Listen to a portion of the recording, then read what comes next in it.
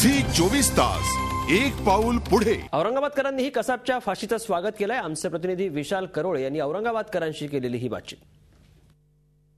क्रूर कर्मा कसाबला आज सकाळी पुण्याच्या येरवडा तुरुंगात फाशी देण्यात आली।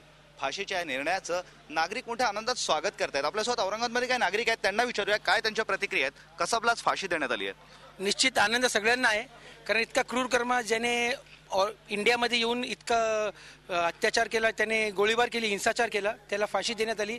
फक्त दुःख एवढं वाटतोय की त्याला येरवडा जेलमध्ये आतमध्ये फाशी देण्यात आली।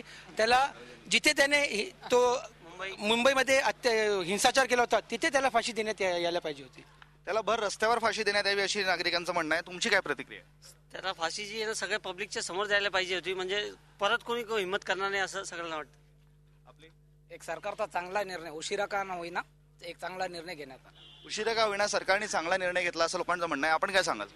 झोपी गेलेला जागा झाला, सरकारनं काहीतरी डिसिजन घेतली। झोपी गेलेला जागा झाला असं त्यांचं म्हणणं आहे। आपल्यासोबत अजून काही नागरिक आहे, काय तुमचं म्हणणं आहे? कसाबला फाशी देण्यात आली?